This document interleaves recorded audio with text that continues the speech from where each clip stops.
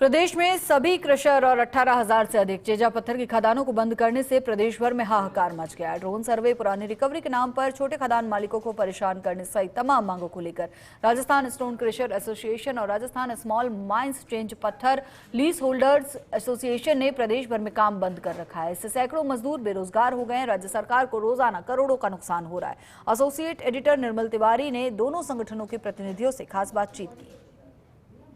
अपनी विभिन्न मांगों को लेकर प्रदेश के जो छोटे जो मिनरल्स का काम जो करते हैं, खासकर हम स्टोन क्रशर्स की बात करें या स्मॉल माइंस की बात करें, दोनों संगठन उद्वेलित हैं, हड़ताल पर हैं। पिछले अगर 48 घंटे की बात करें तो प्रदेश में चेजा पत्थर का खनन है वो पूरी तरह से बंद पड़ा है। स्टोन ग्रिड की बात करें बंद पड़ा है। हम क्रशर डस्ट की बात करें तो उसका उत्पादन बंद पड़ा है। और 22,000 से ज़्यादा क्रशर बंद हैं।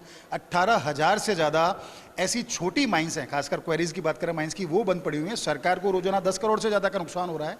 10-15 करोड़ से ज़्यादा का इनको नुकसान हो रहा है। 2 लाख से ज़्यादा ऐसे मजदूर हैं जो बेरोजगार हो चुके हैं ऐसे पोजीशन में, क्योंकि मानसून में तो वैसे ही खनन काम बहुत कम होता है और उसमें भी उनकी अगर रोजी छिन जाना निश्चित तौर पर बड़ा तकलीफ वाला है।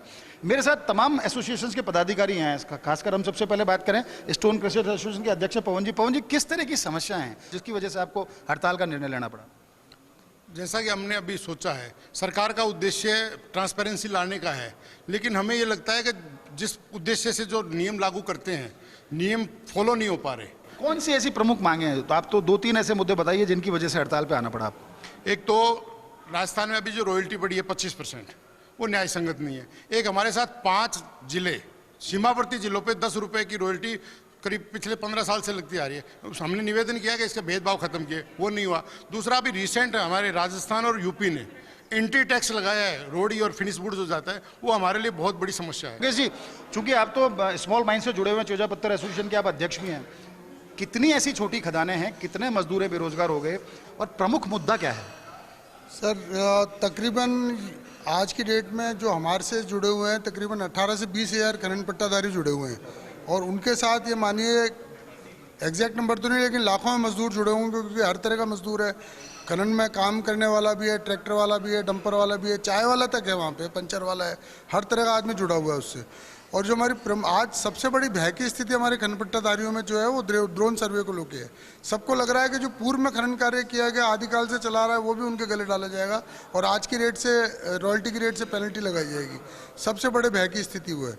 और आज की डेट में एक सबसे बड़ी जो मुद्दा है वो सिया को लेकर के, सिया ने इतनी दादागिरी कर रखी है कि मर्जी है जो ऑर्डर निकाल देते हैं, जबकि EIA नोटिफिकेशन के हिसाब से वो रूल्स में है ही नहीं, उनके अधिकार क्षेत्र में नहीं है, फिर भी वो उस तरह के आदेश निकाल रहे हैं। खास बात क्या है, सिया और सैक को समझने की जरूरत है कि राज्य स्तरीय जो पर्यावरण मंजूरी समिति है या जिला स्तरीय जो हम दिया की बात करते हैं, जिला स्तरीय पर्यावरण मंजूरी समिति और सैक और बनी हुई है, तो निश्चित तौर पर बड़ा उलझन भरा है। क्या किसी में 210 दिन का टाइम दे रखा है, किसी में 90 दिन का टाइम दे रखा है। इधर NGT की बात करें या दूसरी अदालत जिनके आदेश है उनको लेकर के बड़ी गफलत है। एक छोटा जो खासकर 1 हेक्टेयर से लेकर 5 हेक्टेयर तक की जो खनन अपनी खदान चला रहा है, निश्चित तौर पर उसको परेशानी है। महेंद्र जी, किस तरह की परेशानी? संक्षिप्त में जाना चाहूंगा। सर, मैं यही कहना चाह रहा हूँ, चेजा पत्थर सबसे छोटा मिनरल है। उसका जो मालिक है वो बहुत छोटा व्यापारी होता है, 100 बाई 100 की लीज चलाता है, सुबह शाम काम करता है, मुश्किल से परिवार चलाता है। उसके ऊपर आपने 100 कानून लाद दिए हैं। पड़ोसी ने, गांव वाले किसी आदमी ने अवैध खनन किया है, लेकिन उसको भरपाई कौन करेगा? वो छोटा व्यापारी जो बेचारा शाम तक 1,000-2,000 रुपये कमा के ले जाता है। उसके बाद 1,000 रुपये, 100 करोड़ की पेनल्टी, 25 करोड़ की पेनल्टी, 1 करोड़ की पेनल्टी, 20 लाख की पेनल्टी कहाँ से लाएगा? क्वार्ट्ज और फेल्सपार भी छिन चुका है, क्योंकि उसके साथ माइका उसके साथ चला गया, बैराइट उसके साथ चला गया, क्रिटिकल मिनरल मैग्नेलोकेंद्री। संक्षिप्त में नियमों की जटिलता है, उसका एक सरलीकरण करके हमारे को एक ईज ऑफ डूइंग बिजनेस प्रदान करे। हमारी अपील है कि जो भी हमारी प्रमुख मांगे हैं उन पे गहनता से, गंभीरता से विचार करें। हम नियमों में सरलीकरण चाहते हैं ताकि हम अपने व्यापार को बचा सकें। गौरव, क्या कहोगे तुम इस पूरे उसको लेकर के? आइए बताइए अपनी समस्या भी संक्षिप्त में एक बार प्लीज। जैसा कि योगेश खटारा जी, पवन जी, पूरे एसोसिएशन लगा है पूरे इस मामले के अंदर कि हमारी मांगे नहीं मानी जा रही है। पूरे हमारी मांगे कोई 1 साल 2 दिन की मांगे नहीं है, 6 महीने से हम लोग प्रयास कर रहे हैं। तो हमने एसोसिएशन के मन से सब ने एक डिसीजन लिया कि अब पूरे राजस्थान के अंदर एक सर्वव्यापी एक हड़ताल की जाए, जिससे कि और शांतिपूर्वक, हमारा ये उद्देश्य नहीं कि हम कोई चक्का जाम करें या किसी को परेशान करें, एक शांतिपूर्वक हड़ताल करने का हमने मानस बनाया कि हम अपने कार्य खुद बंद कर लें। समस्याओं पर गौर करना चाहिए। सबसे बड़ा सर्विस सेक्टर है।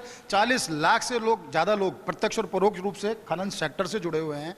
33,000 से ज़्यादा हमारे पास खदानें हैं, जिसमें मेजर मिनरल है, माइनर मिनरल है, क्वेरीज हैं, तो कोशिश ये करनी चाहिए 57 तरह का मिनरल हम निकाल रहे हैं तो 57 समस्याएं तो सुनी जाएंगी कम से कम। जो भी समस्याएं उनको साझा बैठ करके जल्दी निपटा लिया जाएगा। कैमरा पर्सन साहिल के साथ Nirmal Tiwari, first India news, Jaipur.